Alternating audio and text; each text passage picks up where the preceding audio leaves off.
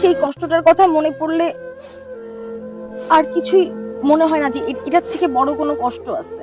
ছোটবেলা থেকে আসলে বাপির ভালোবাসা পাই নাই তো, এজন্য যখন কোথাও দেখি কারো দেখি যে বাবাকে অনেক ভালোবাসে, বাবার অনেক আদরের, তখন আসলে অনেক খারাপ লাগে।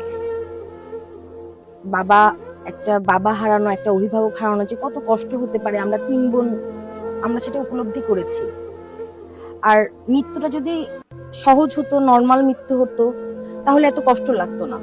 তাকে যেভাবে অত্যাচার করে, নির্যাতন করে যেভাবে মেরেছে যে বাহিনীরা, সেটা অনেক কষ্টের। উনি মারা যখন যায় আমার বয়স 17 বছর ছিল। আমার এখনো যদি মনে করি বাপির অনেক কিছুই মনে পড়ে। উনি যখন মারা যায় যে ড্রেসটা পরে যায়, ওই ড্রেসগুলোর যে ডিজাইনগুলো, ওগুলো আমাদেরকে দেখিয়ে যে আমরা ডিজাইন করেছি। বাপি যেদিন সকালবেলা সেই 8ই অক্টোবরের যে ড্রেসটা পরে, যে সাদা রঙের ড্রেসটা পরে গিয়েছিলেন, সকালবেলা ওনার সাথে এটা নিয়ে কথা হয়েছিল যে কোন ড্রেসটা পরে উনি সেদিনকার সম্মেলনে যাবেন। আর বাসার খুনসুটি, সময় কাটানো, সবাই মিলে আড্ডা দেয়া, এগুলো তো ছিলই। আমাদের খাবারের অনেক কিছু মিলতো, আমরা একই জিনিস সবাই পছন্দ করতাম, খিচুড়ি খেতাম আমরা সবাই মিলে, ওগুলো মনে পড়ে। আজকে আমরা যে জায়গায় আছি, আমরা 3 বোনই আজকে বড় হচ্ছে। আমাদের বড় হওয়ার সময় যে সংগ্রাম করতে হয়েছে, বাবা থাকলে হয়তো বা এত কষ্ট হতো না, কিন্তু আজকে বাবা নাই দেখে আজকে আমাদেরকে যে কষ্টটা করতে হচ্ছে। তারপরও আমার মায়ের পাশে আমরা থাকবো।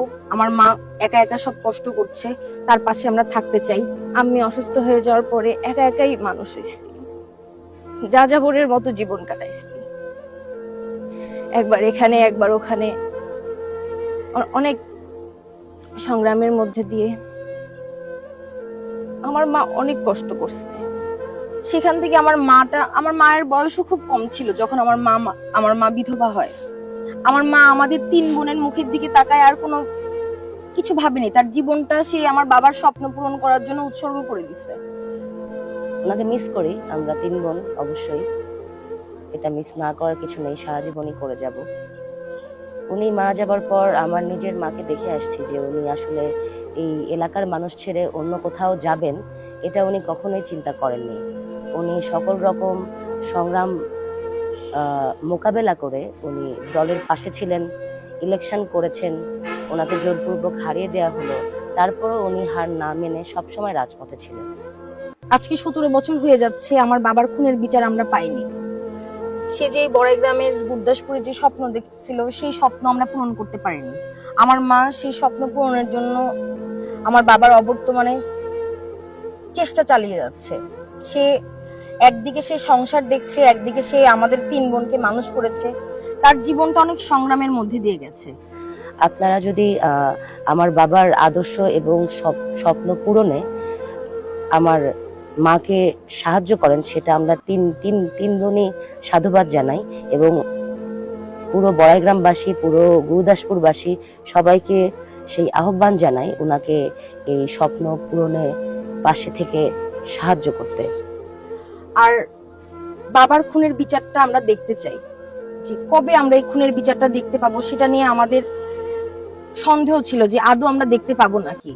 এখন নতুন সরকার হওয়াতে, বিএনপি যখন একটা সুন্দর সরকার গঠন করেছে, সেখানে আমাদের মনে একটা আশ্বস্ত জাগছে যে না, আমরা আমার বাবার খুনের বিচারটা দেখতে পাবো। আর সেই জন্য আমরা সবার কাছে অনুরোধ করতে যাই, আমাদের পাশে থাকেন। আমার বাবার স্বপ্ন আমরা যাতে পূরণ করতে পারি, সেটা আপনারা সবাই দোয়া করবেন।